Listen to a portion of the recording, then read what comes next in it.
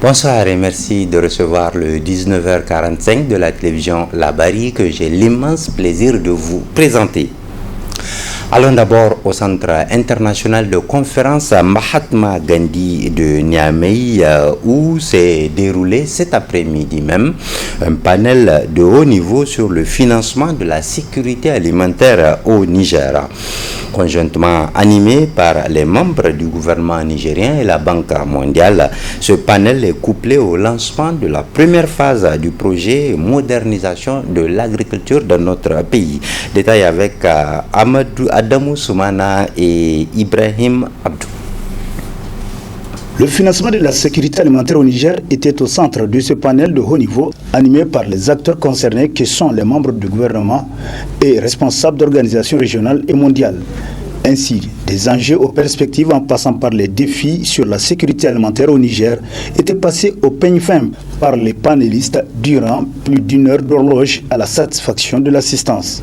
Puis vint la signature de l'accord de financement de la modernisation de l'agriculture et de l'élevage au Niger, paraphé par le Premier ministre et le vice-président de la Banque mondiale. Occasion pour ce dernier de souligner l'exemplarité de la coopération entre son institution et le Niger, tout en rassurant le pays de leur appui. La Banque mondiale, en tant qu'institution de développement, est naturellement engagée à soutenir le Niger dans ses épreuves, avec comme principale préoccupation le bien-être de sa population. Transformer l'agriculture pour garantir la sécurité alimentaire, dynamiser l'économie, créer des emplois et renforcer le secteur privé. Tels sont nos objectifs.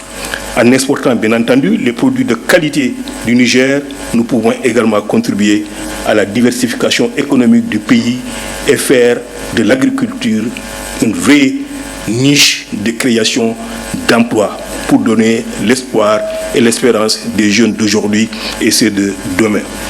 Dans ce contexte, le projet de modernisation de l'agriculture et de l'élevage qui adopte une approche programmatique en plusieurs phases représente une opportunité de renforcer les initiatives de développement à moyen et le long terme. C'est un programme de 1 milliard de dollars, soit plus de 600 milliards de francs CFA, qui se répartit sur 3 phases successives et vise à améliorer la résilience climatique ainsi que la sécurité alimentaire et nutritionnelle des ménages dans des zones du programme d'ici 2036. Cet accord est bien plus qu'un soutien financier. Il incarne notre engagement collectif à travailler ensemble, à surmonter les défis et à saisir les opportunités à venir. Nous devons renforcer les institutions, améliorer la coordination entre les secteurs et assurer une mise en œuvre efficace et durable des investissements réalisés à travers ce projet. Ensemble, je suis convaincu, nous pouvons réaliser une vision d'un Niger prospère où l'agriculture joue un rôle central dans le développement économique et social. Prenant la parole pour le lancement de la première phase de cet important projet financé par la Banque mondiale, le Premier ministre a bien voulu relever la particularité du projet. C'est le premier du genre. C'est un défi qui nous lance, un défi de voir se réaliser très rapidement et Inch'Allah, nous le ferons. Et la Banque sera satisfaite et tous les partenaires qui soutiennent le Niger verront également que notre pays est bien capable de répondre à ces défis. A noter enfin que cette première phase du projet est financée à hauteur de 350 millions de dollars et permettra sans nul doute d'aboutir à une agriculture plus résiliente à même de garantir la souveraineté alimentaire au Niger. La Confédération nigérienne du travail, CNT, était face à la presse ce mardi matin à son siège. Dans la déclaration livrée à cette occasion, la CNT fait son bilan de la gestion du Conseil national pour la sauvegarde de la patrie et du gouvernement après un an de prise du pouvoir par le CNSP. La situation sécuritaire du Niger, mais aussi la situation socio-professionnelle étaient les principaux centres d'intérêt de cette déclaration. Lu ici par Halidou Moukela, il est le secrétaire général de la CNT. Sur le plan sécuritaire, la Confédération nigérienne du travail, CNT, présente ses condoléances aux familles des FDS tombées sur le champ d'honneur en défendant la patrie et souhaite prompt rétablissement aux blessés. Félicite le CNSP pour la dénonciation de tous les accords de défense et le retrait de certains permis miniers et pétroliers aux compagnies pour non-respect des engagements. C'est ça, du Zankiankassa ou du Laboussani. Se félicite de la montée en puissance de nos FDS et exhorte le CNSP à les doter de plus de moyens adéquats, conformément à l'engagement du président dans son message à la nation à l'occasion de l'an 1 au pouvoir. Sur le plan social, un an après, la Confédération nigérienne du travail se réjouit de la première diminution des prix des hydrocarbures à la pompe depuis que le Niger est devenu pays producteur du pétrole, réalisant ainsi un rêve de 13 ans du peuple nigérien. Aussi, la CNT demande instamment au gouvernement d'exiger des opérateurs économiques la réduction systématique des prix des produits de première nécessité pour faire face à la cherté de la vie actuelle. Dans le cadre de la bonne gouvernance, deuxième axe de la vision du président du CNSP, la CNT exige plus de transparence et de justice sociale dans le traitement des dossiers de crimes économiques et de détournement des deniers publics par la COLDEF. La CNT se réjouit de l'amorce du dialogue engagé entre les autorités nigériennes et béninoises et souhaite un dénouement heureux de la crise, ainsi que la réouverture de la frontière au bénéfice des deux populations. Malgré tous les efforts du CNSP et de son gouvernement, ainsi que les multiples sacrifices consentis par les populations, il y a lieu de relever certains manquements un an après. La CNT relève un manque de coordination entre le ministère du Travail et celui des Finances dans le traitement des dossiers des retraités, ce qui a eu pour conséquence des scènes dégradantes et humiliantes à l'endroit de ces personnes âgées. Sur le plan professionnel, un an après, s'il faut se réjouir des avancées significatives dans le cadre de l'affirmation de la souveraineté nationale et de la restauration de la dignité du peuple nigérien, il n'en demeure pas moins que la CNT dénonce les failles dans certains ministères et responsables des sociétés dans le cadre des relations professionnelles. C'est le lieu pour la CNT de dénoncer et fustiger le comportement de la ministre en chef du Travail, qui, en violation flagrante des conventions internationales ratifiées par le Niger et des textes nationaux, s'est érigée en présidente de commission d'élection fictive, allant jusqu'à proclamer des résultats dont elle est la seule à connaître les critères en procédant à un classement rocambolesque des centrales syndicales. Toute chose qui met en difficulté le dialogue social et risque de provoquer la détérioration des relations partenariales et du climat social à l'entame de la seconde année du pouvoir du CNSP. La CNT réaffirme sa position et rejette en bloc le classement fantaisiste et injuste de la ministre du Travail qui n'a de base que des considérations autres que professionnelles. D'ailleurs, en réponse au communiqué 09 du 29 juillet 2024 de la ministre du Travail, la CNT relève ses contradictions. 1. Aucune consultation préalable n'a eu lieu avec les partenaires sociaux pour déterminer des critères de représentativité. 2. Le rapport de contrôle des centrales syndicales n'a jamais été mis à la disposition des organisations. 3. Que conformément à la loi, il n'y a aucun mécanisme de déterminer les organisations représentatives en dehors des élections professionnelles. La CNT rappelle à la ministre du Travail que l'existence de notre organisation et son engagement dans la défense des intérêts des travailleurs ne sont aucunement liés à une quelconque subvention qui est d'ailleurs un droit et non une charité. Elle aurait dû également informer l'opinion que la ministre du Travail elle-même prend la subvention au même titre que les organisations des travailleurs et le patronat. Eu égard à tout ce qui précède, la Confédération nigérienne du travail CNT, conformément à sa ligne de conduite et dans le souci de préserver les acquis des travailleurs arrachés de haute lutte, exige du CNSP et du gouvernement de transition la prise en compte des préoccupations suivantes. 1. La convocation du Conseil national du travail. 2. Le décret d'application pour la révalorisation du SMIC prévu pour prendre effet à compter de janvier 2024. 3. Le recrutement des contractuels de l'éducation, de la culture et de la santé à la fonction publique en privilégiant les plus âgés. 3. 4. La réhabilitation de tous les enseignants victimes d'injustice, dont ceux de l'évaluation de 2017 et du spécial A et B. La réhabilitation des agents des compagnies de transfert d'argent du barrage de Kandaji ainsi que ceux de l'hôpital général de référence. La mise en solde des enseignants contractuels régulièrement recrutés à la fonction publique depuis 2014. Le respect de la réglementation en vigueur en matière de droit de travail dans les compagnies de transport, les agences de transfert d'argent et les sociétés de gardiennage. Enfin, le paiement des droits de départ à la retraite dans certaines sociétés d'État. Enfin, la Confédération nigérienne du travail lance le mot d'ordre de mobilisation générale et demande aux syndicats affiliés de se tenir prêts pour les actions futures. Hier après-midi, le comité directeur de l'Union des scolaires nigériens USN était au rond-point Gadafawa pour une conférence publique. Laquelle conférence a porté sur l'impact de la réduction des tarifs des hydrocarbures à la pompe, la création de la Confédération des États de l'Alliance du Sahel, des États du Sahel, et la contribution de la jeunesse. Résumé de tous ces thèmes développés par 4 conférenciers avec nos reporters Adam Soumana et Halidou Bourema. Apporter sa contribution dans la sensibilisation des Nigériens sur le combat pour la souveraineté nationale, mais aussi sur les enjeux de l'avènement de l'AES, tels sont entre autres objectifs assignés à cette rencontre d'échange et partage d'expériences. Une rencontre qui a enregistré des éminents conférenciers sur des thématiques les unes aussi pertinentes que les autres.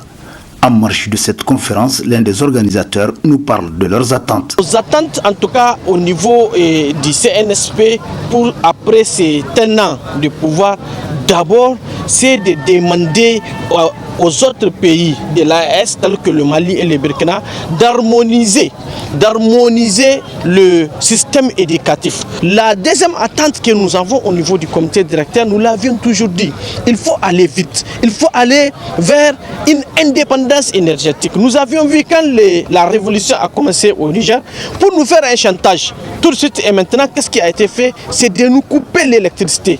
La troisième attente également, c'est de voir comment renforcer les capacités de nos forces de défense et de sécurité. La quatrième attente également, c'est qu'il faudrait que véritablement nous partions vers une indépendance monétaire. Pour ce cadre de l'Union des scolaires nigériens, la jeunesse nigérienne en général et les scolaires en particulier ont joué leur partition et continuent encore à apporter leur pierre à l'édifice d'un Sahel libre et souverain.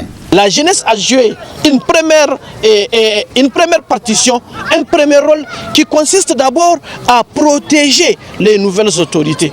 Aujourd'hui encore, nous avons un autre rôle à jouer dans le cadre de ces combats, c'est de maintenir le cap, c'est de protéger nos autorités, c'est d'être actifs, c'est de travailler pour sortir notre pays de l'ornière.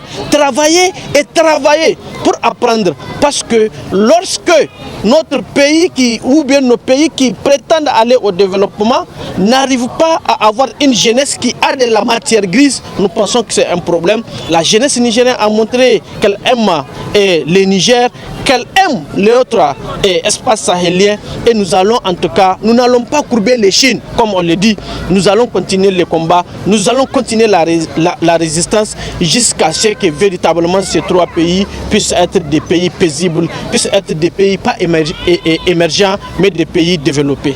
Ainsi, l'Union des scolaires nigériens entend poursuivre son combat pour l'éveil de conscience du monde scolaire pour une transition bien réussie au Niger et au-delà, faire de la Confédération des États du Sahel une réalité palpable. Alors maintenant au siège des femmes engagées pour la sauvegarde de la patrie, où s'est déroulée la cérémonie de remise d'attestation à 30 récipiendaires.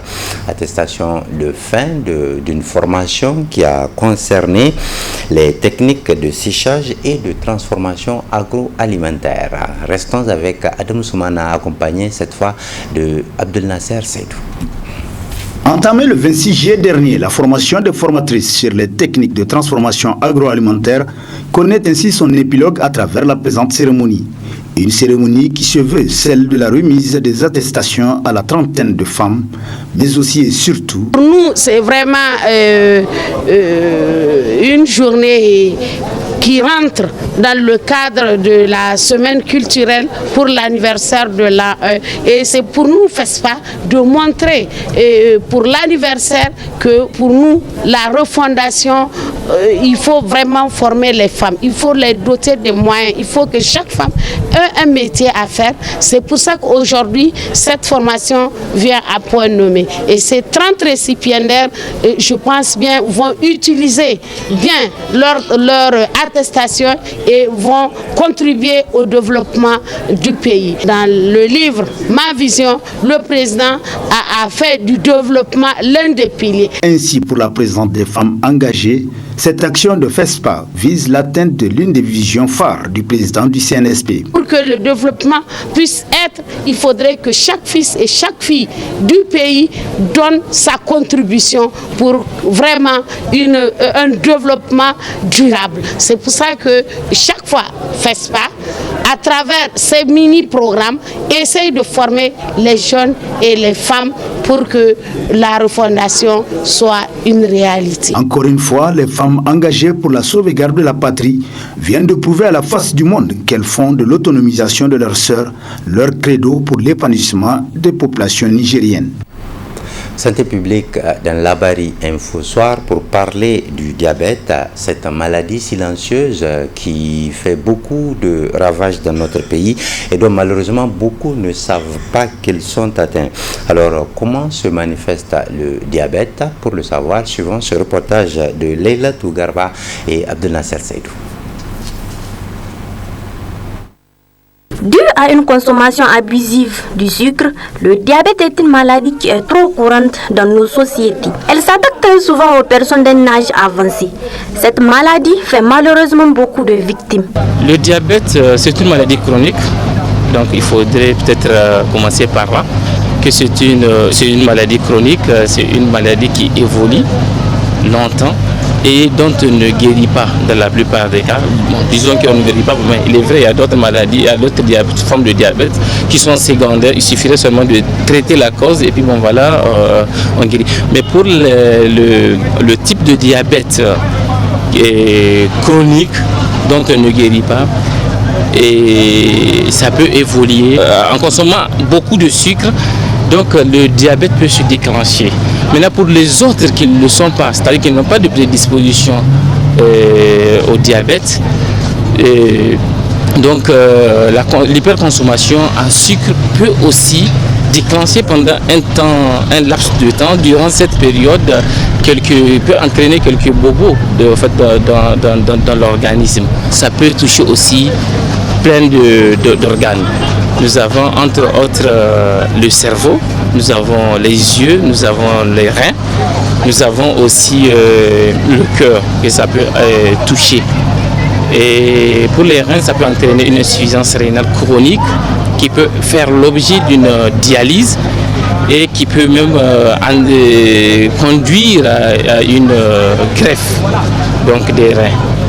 Voilà. Maintenant pour ce qui est du cerveau, bien entendu, c'est lorsque vraiment le diabète est associé avec d'autres facteurs de risque que ça peut entraîner un AVC. D'après le docteur Fumukoy, le diabète est causé par plusieurs facteurs dans la consommation du sucre. Par ailleurs, plusieurs modes de prévention sont recommandés. Bon, pour le diabète, la prévention, bon, c'est vraiment le mode de vie. Il faudrait le rappeler, il y a deux types de diabète, d'accord?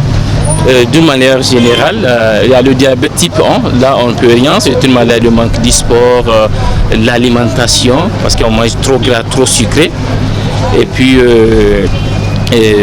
c'est surtout ça, je pense, les facteurs de risque donc, du diabète. Donc pour éviter ce diabète, il suffirait seulement d'éviter, c'est-à-dire de revoir, si vous voulez, ou bien de changer son mode de vie.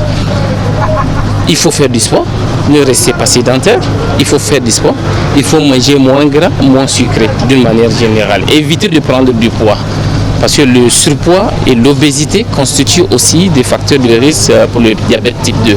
Ainsi, il est à retenir que le diabète est une maladie grave qui peut avoir des lourdes conséquences sur la vie humaine. D'où la nécessité de prendre avec intérêt les conseils d'un médecin.